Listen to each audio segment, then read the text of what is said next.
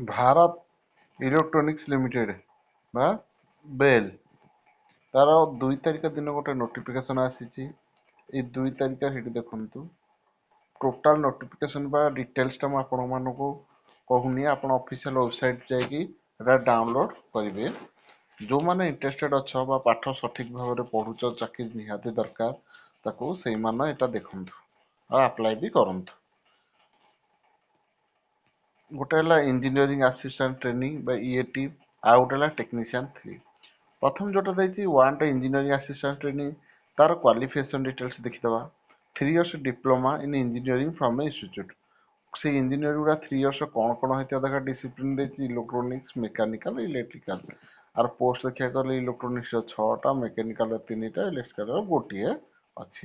ଆଉ ଗୋଟେ technician C ଦେଇଛି ମାଟ୍ରିକ ବା 10 ତା ସହିତ ITI, ତା ସହିତ ୱାନ୍ ଇୟର ଆପ୍ରେଣ୍ଟିସିପ୍, ଯେଉଁମାନେ ଆପ୍ରେଣ୍ଟିସିପ୍ 1 ଇୟର କରିଥିବେ। ତାଙ୍କର ଦେଖିବାକୁ ଗଲେ ଡିସିପ୍ଲିନ୍ କ'ଣ ବା ଟ୍ରେଡ୍ କ'ଣ, ଇଲେକ୍ଟ୍ରୋନିକ୍ସ ମେକାନିକ୍, ଫିଟର, ମାଚିନିଷ୍ଟ। ଏଥିରେ ଟୋଟାଲ 4ଟି ପୋଷ୍ଟ ଅଛି। ଟୋଟାଲ ପୋଷ୍ଟ ଦେଖିବାକୁ ଗଲେ 14ଟି ପୋଷ୍ଟ।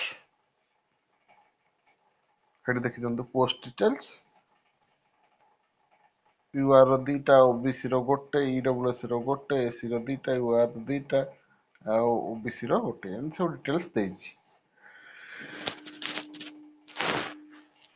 ଗୋଟେ ସାଲାରୀ ଦେଖିବାକୁ ଗଲେ ଗୋଟେ 24,500ରୁ 90,000, ଆଉ ଗୋଟେ 21,500ରୁ 82,000 ଭଲ ଅଛି। ଯେଉଁମାନେ ପାଠ ପଢୁଛ ଠିକ୍ ଭାବରେ ତାର ଅଫିସିଆଲ ୱେବସାଇଟ୍କୁ ଯାଇକି ଆପ୍ଲାଏ କରନ୍ତୁ। ମାରିଦେବେ ଏଥିରେ ଭାରତ ଇଲେକ୍ଟ୍ରୋନିକ୍ସ ଲିମିଟେଡ୍ ରିକ୍ରୁଟମେଣ୍ଟ 2025 ମାନେ ତାର ଅଟୋମେଟିକ୍ ସେ ପଳେଇ ଆସିବ। ଆଉ ଯଦି ଅଫିସ ତାର ଏଜ୍, କ୍ୱାଲିଫିକେସନ୍ ଡିଟେଲ୍ସ ତ ଜାଣିଲେ, ତା ଏଜ୍ଟା ଆଉ ଅଲଗା ଡିଟେଲ୍ସ ଜାଣିବେ। ଦେଖନ୍ତୁ ମୁଁ ଆପଣଙ୍କ ପାଇଁ ଭଲ ଭଲ ସବୁ ନୋଟିଫିକେସନ୍ ଡିଟେଲ୍ସ ଆଣୁଛି।